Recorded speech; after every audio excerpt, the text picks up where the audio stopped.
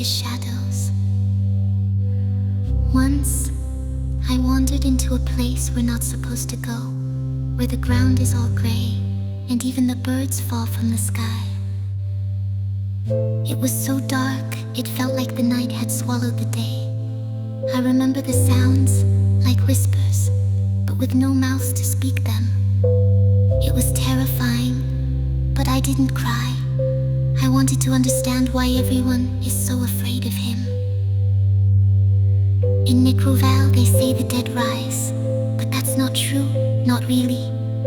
They shells like broken dolls. The shadows tell them to move, to walk, to fight.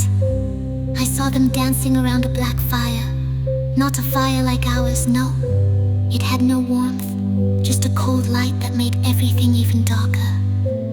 Argon's followers, they never laugh. They stand stiff like their bones are made of stone. They recite prayers I don't understand, words that scratch the inside of my head. I heard a woman say she wanted to become a sacred servant, but when the priests placed their hands on her, she collapsed, and something crawled out of her mouth. A living shadow. They called it a perfect offering. That's what their cult is about, giving everything you are to become. Nothing, just a part of him. But what scares me the most isn't the undead or the abominations. It's the way they talk about him, like he's an answer, a solution. They say life is a lie, that death is the truth. And you know what? They smile when they say it. Not a real smile, no, but something that looks like a scar, pulled across their lips by force.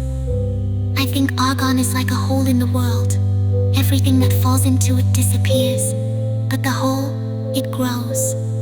One day, it'll be so big it will swallow everything, and maybe then he won't be lonely anymore.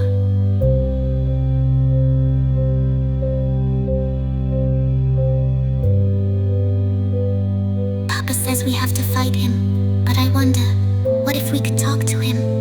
Give him something beautiful so he'd stop taking everything he touches. Maybe he doesn't like the light because it hurts his eyes. Maybe he doesn't understand that we need it to live. Or maybe he's right. Maybe everything is meant to become shadow.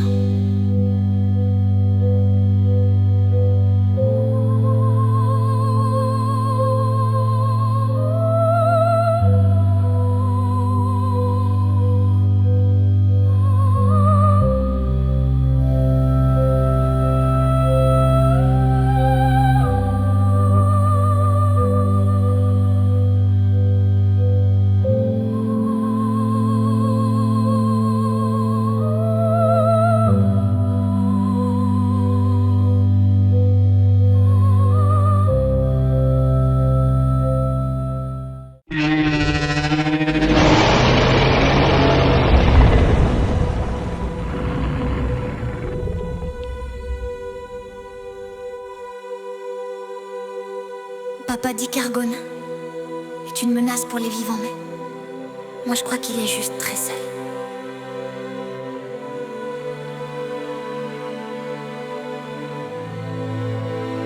Je l'ai vu, tu sais, pas Argon lui-même, mais ses ombres. Une fois je me suis aventurée dans un endroit où on n'a pas le droit d'aller.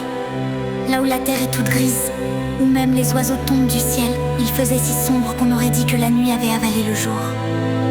Je me souviens des bruits, comme des murmures, mais sans bouche pour les dire. C'était effrayant, mais je n'ai pas pleuré. Je voulais comprendre pourquoi tout le monde a si peur de lui. Dans la Necroval, on dit que les morts se relèvent, mais ce n'est pas vrai, pas vraiment. Ce sont des coquilles comme des poupées cassées. Les ombres leur disent de bouger, de marcher, de se battre. Je les ai vus danser autour d'un feu noir. Pas un feu comme le nôtre, non. Ils n'avaient pas de chaleur, juste une lumière froide qui rendait tout plus sombre encore. Les fidèles d'Argon, ils n'euraient jamais. Ils se tiennent tout droit, comme si leurs os étaient faits de pierre. Ils récitent des prières que je ne comprends pas, des mots qui griffent l'intérieur de ma tête. J'ai entendu une femme dire qu'elle voulait devenir une servante sacrée. Mais quand les prêtres ont posé leurs mains sur elle, elle s'est effondrée. Et quelque chose a rampé hors de sa bouche, une ombre vivante. Ils l'ont appelée une offrande parfaite. C'est ça leur culte, donner tout ce qu'on est pour devenir rien, juste une partie de lui.